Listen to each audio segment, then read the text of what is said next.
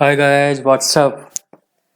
मैं आज से एनवायरनमेंट करंट अफेयर की सीरीज स्टार्ट करने जा रहा हूँ, जो कि बहुत ही इम्पोर्टेंट टॉपिक्स हैं इसमें अपकमिंग प्रीलिम्स एग्जामिनेशन।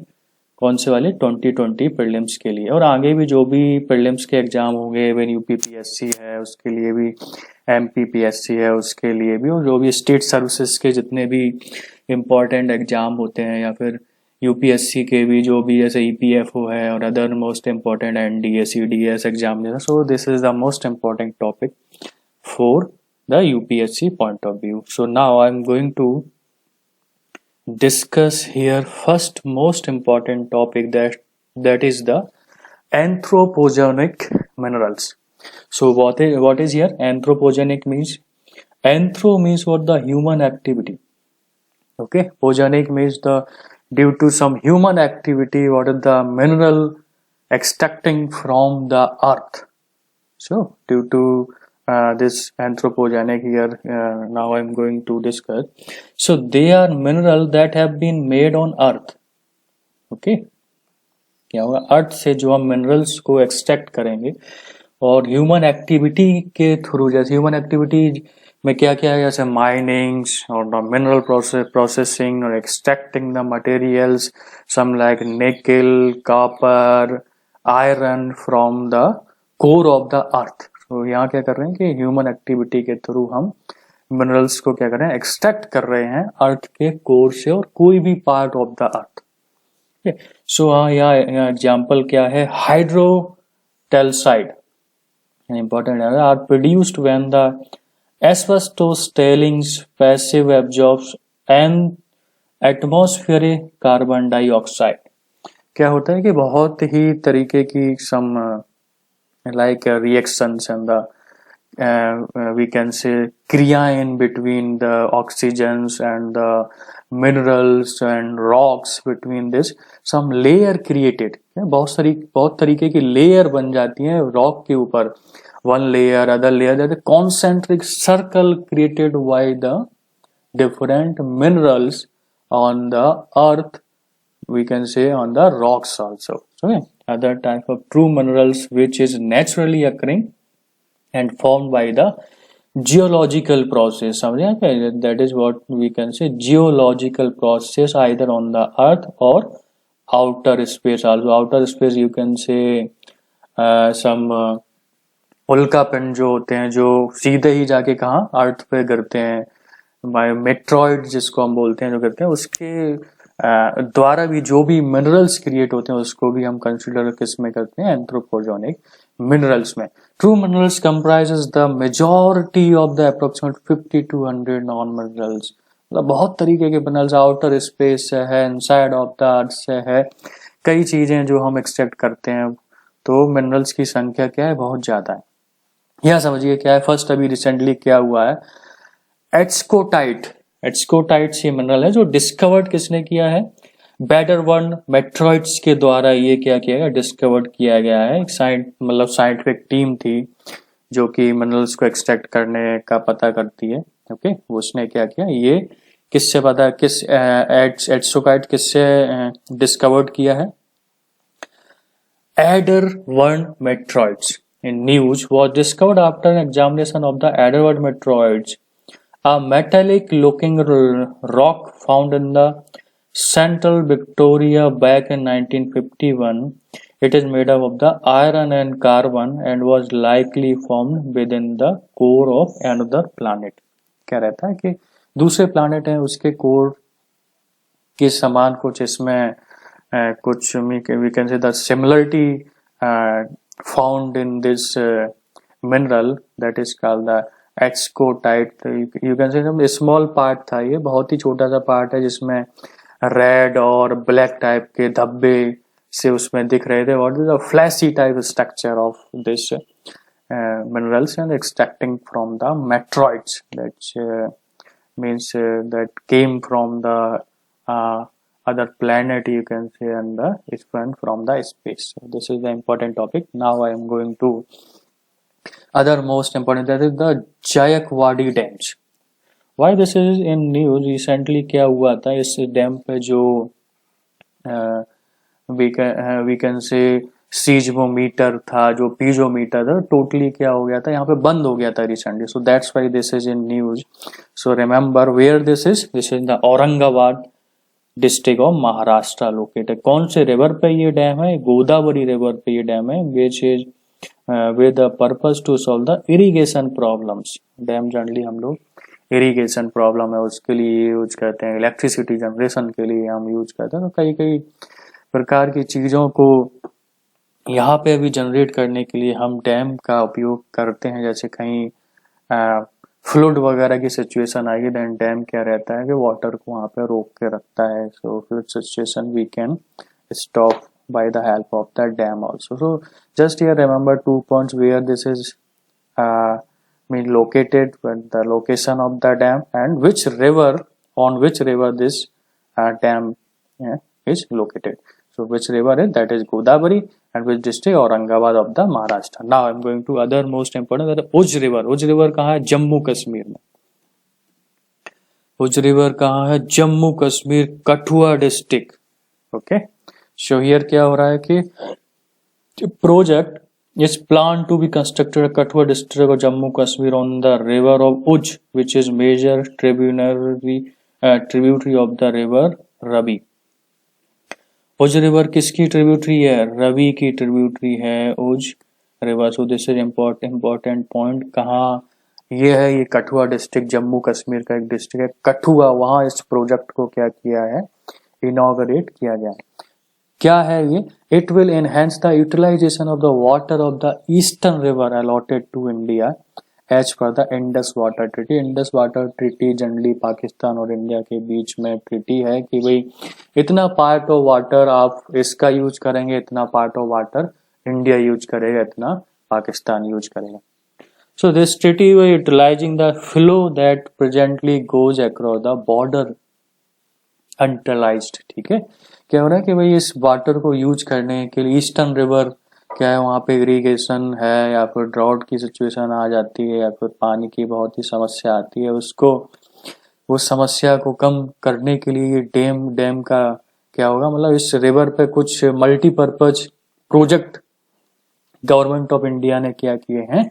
एस्टेब्लिश किए to utilize the water of eastern river allocated. जरूरी नहीं कि वो डैम ही हो, कई और भी मल्टीपर्पज प्रोजेक्ट जैसे कैनाल्स जैसी चीजें हो गई हैं वहां पे कर सकते हैं. तो ये प्रोजेक्ट स्टार्ट हुआ. सर जस्ट आपको ये याद रखना है कि उज रिवर किसकी ट्रिब्यूटरी है? मेजर किसकी है? रिवर रवि की ट्रिब्यूटरी है. कौन से डिस्ट्रिक्ट में ये मल्टीपर्पज प्रोजेक्ट स्टार्ट करने जा रहा है government of India? That is called the Kathua district of Jammu Kashmir.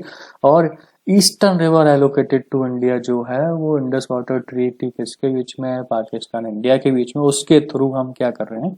इसका यूटिलाइजेशन ऑफ वाटर कर रहे हैं ईस्टर्न में. Now other most important that is the बुरही Dihang river. कहाँ है ये? आसाम है, अरुणाचल प्रदेश के क्या होता है? ड्रेनेज होती है उस समय. ये मोस्ट इंपोर्टेंट रिवर है क्योंकि ये पास होती है, यू कैन से साउथ वेंग ट्रिब्यूटरी ऑफ किसके? ब्रह्मपुत्रा. रिमेम्बर यही क्वेश्चन पूछे जाते हैं जनरली कि किसकी ये ट्रिब्यूटरी है? साउथ वेंग tributary of the Brahmaputra. It flows through the major coal belt and some of the oil fields of northeast India, and its drainage basin lie in the state of the Assam and Arunachal Pradesh. कहाँ ये drainage करती है? असम और अरुणाचल प्रदेश पे बुरही दियांग river क्या करती है? Drainage करती है. और ये नॉर्थ ईस्टर्न की मोस्ट इंपॉर्टेंट रिवर है क्योंकि कई कोल बेल्ट है या पर ऑयल फील्ड है, वहां से पास होते हुए ये रिवर जाती है. रिसेंटली क्यों ये न्यूज में थी? क्योंकि ऑयल स्पिल्स हुआ था. ऑयल स्पिल्स क्या होता है कि वाटर के ऊपर ऑयल्स फैल जाता है. मतलब कोई भी लिक्विड है जैसे पेट्रोलियम पदार्थ है या फिर कोई भी ऐसा पदार्थ है जो उसके ऊपर फैल जाता है तो ऑक्सीजन की मात्रा क्या होने लगती है? अंदर कम होने लगती है. तो कई जीव जंतु भी अंदर क्या होने लगते हैं? मरने की कगार पर आ जाते हैं. सो that's why this is in news. तो क्या हुआ था कि oil spills has occurred over the river which cot fire. तो क्या हुआ है? फायर, एक क्या आग वहां पे लग गई थी, मतलब वाटर के ऊपर ऑयल स्पिल की वजह से. That's why this river in news किसकी ट्रिब्यूटरी है? ये ब्रह्मपुत्रा की साउथ बैंक ट्रिब्यूटरी है. So remember guys, this is the important topic here. So I'm going to next most important Anthropocene epoch. Anthropocene के बारे में एंथ्रो अगेन फिर वही चीज है। एंथ्रो अभी हमने एंथ्रो जैनिक के बारे में पढ़ा, मिनरल्स है ना, वैसे इसी तरीके से हम एंथ्रोपोसीन के बारे में पढ़ेंगे। एंथ्रो मीन्स ह्यूमन होता है और सीन एक रूट वर्ड है, जनरली उसको डिफाइन कर जियोलॉजिकल टाइम। हम देखते हैं कि किस समय से ह्यूमन का एवोल्यूशन हुआ है।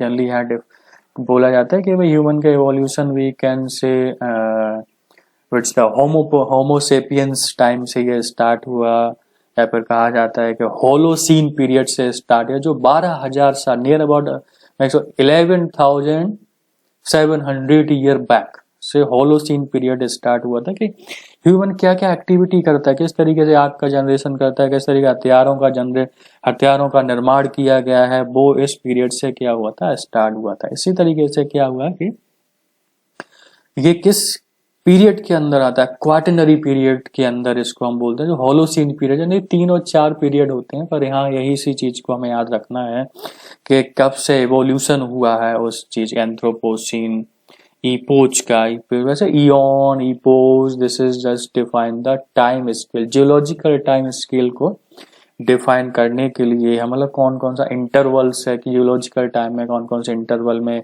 क्या क्या एक्टिविटीज है, कब कंगारू मतलब कंगारू पीरियड में कंगारू आए, रेप्टाइल्स कौन से पीरियड में आए थे, ह्यूमंस कौन से पीरियड में आए थे, एवोल्यूशन कौन से पीरियड में हुआ है, ये सब किसमें डिफाइन किया जाता है, जियोलॉजिकल टाइम जोन में डिफाइन। उसमें से ही ये भी एक क्या है, पीरियड है इसमें एंथ्रोपोसीन, जो किसमें मतलब ये सब पीरियड है किसका, होलोसीन पीरियड का। होलोसीन पीरियड में ह्यूमन का एवोल्यूशन स्टार्ट हो गया था। सो आप समझते हैं, अभी हम समझते हैं अभी कि what this is in news. तो here why this in news कि AWG Anthropocene working group has voted in favour of designating a new geological epoch that is called the Anthropocene. ठीक है, अब मतलब कोई नया एक इपोच जिसको उसको सपोर्ट किया था कि इस पैनल ने, the panel plans to submit a formal proposal for the new epoch by 2021 to the International Commission on Stratigraphy which oversee the official geological time chart. Okay, उनको बताया कि हम 2021 तक हम इस क्या देंगे, इसकी रिपोर्ट हम देंगे, उसके थ्रू आप मुझे बताना कि भाई क्या इस पीरियड में एक्चुअली ह्यूमंस की क्या एक्टिविटी रही है इस पीरियड में। The term Anthropocene was coined by the Nobel laureates, जिसने नोबेल रिसीव किया, Paul Crutzen and the Eugene Stoermer, to denote the present geological time interval in which human activity has profound altered many conditions and process on the earth। समझे, मतलब क्या क्या human की activity थी, अर्थ कैसे अपने आप को चेंज कर रहा था, कि वही क्या डिवीजन हो रहा था एक तरीके से, we can say just dividing the Europe, means world किस तरीके से फॉर्म हो रहा था, वो सब चीजों को यहाँ पे डिफाइन करने की बात कही गई थी उस समय।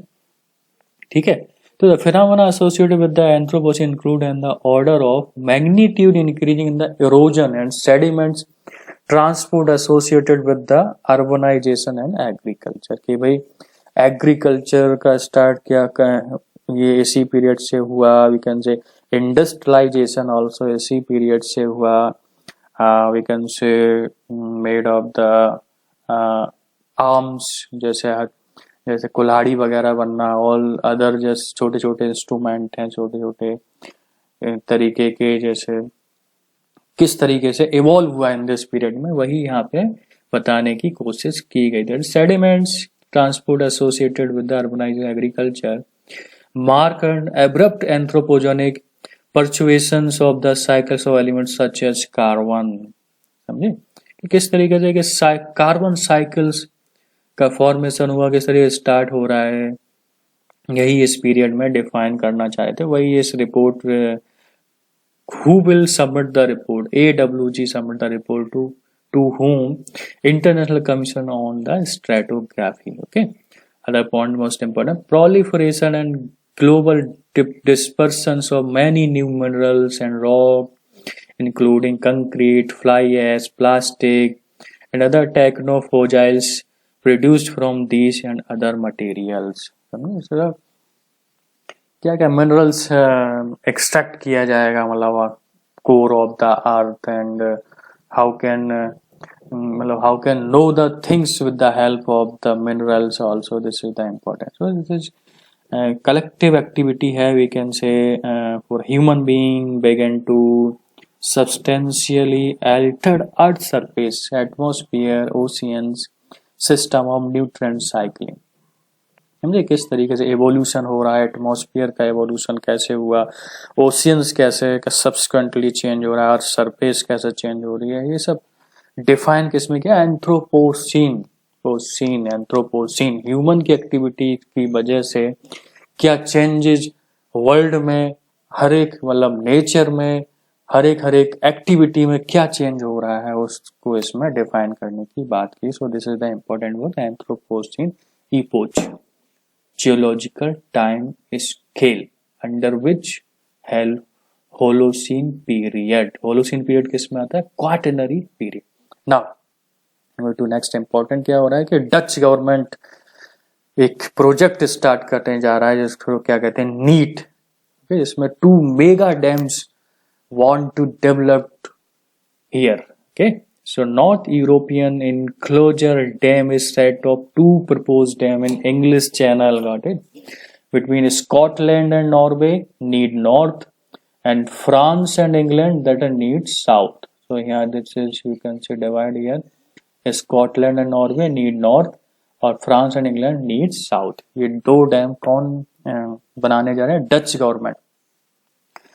Separate the North Sea from the Atlantic Sea is being held as a future solution to defend northern Europe from the rising sea level. That's why dam, मैंने बताया था अभी आपको कि डैम का उपयोग कहाँ काम किया है, या था फ्लूड सिचुएशन को कंट्रोल करने के लिए भी हम डैम का उपयोग. तो यहाँ पे भी क्या डच गवर्नमेंट वही करने जा रही है कि जो भी water level going to increase due to the global warming, तो उसकी वजह से कि भाई पूरे का पूरा देश ही ना बह जाए, तो ये डच गवर्नमेंट क्या करने जा रही है, 2 डैम फॉर्म करने जा रही है. Okay, it would cut off the North and the Baltic Sea from the Atlantic Ocean. Baltic Sea remember कहाँ है, आपको मैप देखना चाहिए यहाँ पे. This is the important topic. So when completed it would be longest dam in the world. Remember which is the longest dam in the world. We can say who going to develop this dam, Dutch government. Where this is located, Atlantic sea. We can say in that cut off the north and the Baltic Sea from the Atlantic Sea. Totally North Sea and going to cut, Baltic Sea going to cut from the Atlantic Sea. So this is the important things. Okay, now I'm going to next important, what is the MOJAC. MOJAC generally, the why this is in news, you can say multidisciplinary drifting observatory for the study of the Arctic climate. Okay, तो क्या India का role है यहाँ पे कि India Vishnu Nandan was among 300 researchers to join the Mosaic expedition. Okay, यहाँ क्या होगा कि भाई इसका मेन ऑब्जेक्टिव क्या है मोजैक का, ये समझते हैं हम लोग. Expedition is to measure the atmospheric, geophysical, oceanographic and all other possible variables in the Arctic and use it to more accurately forecast the change in our weather system due to the climatic change in the Arctic. So this is the important. मतलब यहाँ क्या है कि 300 researcher की एक team है जो Arctic में जाके ये रिसर्च कर रही है कि भाई हम किस तरीके से क्लाइमेट चेंज को पहले ही, समय से पहले ही क्या फोरकास्ट कर सकें कि भाई यहाँ फ्लड आने वाली है, कि भाई यहाँ तूफान आने वाला है, यहाँ क्या कहते हैं कि अदर तरीके की नेचुरल एक्टिविटी होने वाली है, कैसे, how can solve this problem. So ये रिसर्चर क्या कर रहे हैं, मोजैक के जरिए एक ग्रुप है 300 पीपल्स का, उस पर रिसर्च कर रहे हैं. अब बताइए कि कौन सा आर्कटिक स्टेशन है इंडिया का आर्कटिक पर, that is called the Himadri station. कहाँ स्टेटस है, स्पिट्सबर्ग नॉर्वे. स्पिट्सबर्ग एक आइलैंड है नॉर्वे का, वहां ये क्या है, रिसर्च स्टेशन है आर्कटिक का. इसी तरीके से अंटार्कटिक भी है जहां अपने रिसर्च स्टेशन है. जैसे हम वहां पे मैत्री है, मतलब 3 types of station is located in the Antarctic and 1 in the Arctic of the Indian. India has also भी अंडरग्राउंड ऑब्जर्वेटरी कॉल्ड द इंडार्क। ये अपनी भी एक क्या कर रही है, अपने भी रिसर्च ऑब्जर्वेटरी है इंडिया की खुद की आर्कटिक पे, जिसको इंडार्क कहते हैं, जो कहाँ है, between the way of the Norway and the North Pole, Kongsfjorden fjord, इस पर ये लोकेटेड है अपनी ऑब्जर्वेटरी, अंडरग्राउंड ऑब्जर्वेटरी है इंडिया की खुद की। That is therefore India is going to so many work, but the deep ocean, sea, Gaganyaan, that's a really that's the Indian people going to think to evolving the humans, evolving the technology and discovering the new things. Okay, that is a very very important for the Indian people, and also the Indian people only. Sure, now I am going to next important topic, that is the Indian South Ocean Research Program, that is you can say Antarctic. South Ocean is Antarctic, you can say.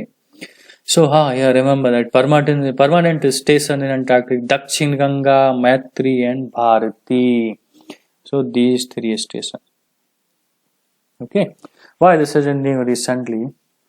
11th expedition of the Indian mission to the South Ocean or Antarctic Ocean has been commenced. Okay, ये क्या क्या commenced किया है Indian government ने. So this program was initiated by the Ministry of Earth Science (MOES) and operated under the National Center for Polar and Ocean Research (NCPOR). इसके अंदर ये क्या काम करते हैं? अभी रिसेंटली गवर्नमेंट ने भाई प्रपोज्ड किया है कि भाई expeditions of the Indian missions in the Antarctic Ocean. Okay, so this is in the new. Remember this point कौन सा ये था? 11th expedition है ये, और कौन कौन से रिसर्च ऑब्जर्वेटरी स्टेशंस लोकेटेड है इंडिया के अंटार्कटिक पे? That is called the Dakshin Ganga, Maitri and the Bharati. Other one small topic that is the important because this is new, that's why I am going to tell something about it. In the Antarctic, one glacier that is called the Thwaites Glacier, enough to rise the world sea level more than the half a meter, contain enough water. इतना water है कि इसकी वजह से सी level जो है half metre तक उसका क्या बढ़ सकता है, लेवल बढ़ सकता है, वो पता है. Important for the Antarctic as it slows ice behind it from freely flowing into ocean. Okay, so that's why this is in the news. So remember, recently researchers have detected warm water at the Thwaites grounding zone. क्या गर्म water यहाँ पे क्या इन्होंने किया है, find किया है अपने रिसर्चर ने. यहाँ पर जो भी वर्ल्ड के जो भी मोस्ट रिनाउंड साइंटिस्ट हैं, जो उसमें क्या है बहुत ही महारत हासिल कर रखी है कि भाई किस तरीके से हम ओशियंस के ओशियोग्राफी या ओशियंस के बारे में जानकारी एकत्र कर सकते हैं. तो यहाँ पे उन्होंने ये बोला कि गर्म वाटर कहाँ है, थ्वैटीज ग्राउंड जोन में मिला हुआ. Now I am going to next important topic, that is deep ocean mission. This is really great mission. या क्या ही हुआ था कि भाई फर्स्ट टाइम इंडिया को स्टेटस मिला था किसका, पायनियर इन्वेस्टर का 1987 में, and was allocated an exclusive area in the central Indian Ocean basin by UN for exploration and utilization of nodules. Okay, nodules means the different type of minerals you can say extracting from the sea level and inside sea level. You can say 6,000 meter inside the sea. कौन कौन जाएगा इसमें भाई? Send a submersible vehicles with 3 person to a depth of about 6,000 meter, okay, to carry out deep underwater studies. So in which this is new project start by the Indian government with the deep ocean mission, जिसको कहते हैं और जिसको नाम दिया है Samudrayaan project, like a Gaganyaan in space and Samudrayan in inside of the earth, we can say ocean, deep ocean. So now I'm going to tell something important here. Okay, so it aimed to explore the depth of the oceans for the possibility of the deep sea mining. Okay, यहाँ क्या कर रहे हैं, deep sea mining करने जा रहे हैं, तो उसको हम क्या कर रहे हैं, डेप्थ. तो डेप्थ इन द ओशियन और डेप्थ इन द स्पेस. गगन या depth in the space. deep ocean mission, depth in the means ocean.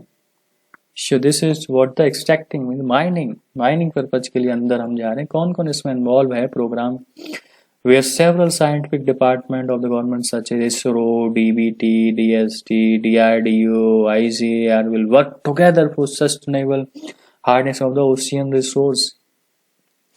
One of the main aim of the mission is to explore and extract the polymetallic nodule.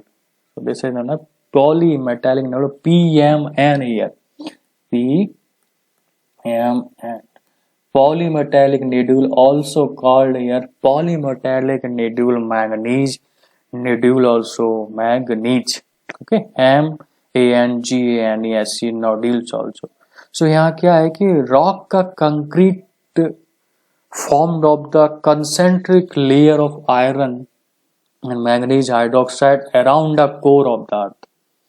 तो उसको हम polymetallic नेड्यूल्स बोलते हैं कि अभी core of the अर्थ में concentric layers हैं, जिसमें क्या है रॉक की लेयर्स हैं जो कि मैंगनीज के थ्रू क्या है फॉर्म की गई हैं इनसाइड दैट. इसी वजह पॉलीमेटिक नोड्यूल्स को और कल मैंगनीज नोड्यूल्स भी बोला जाता है.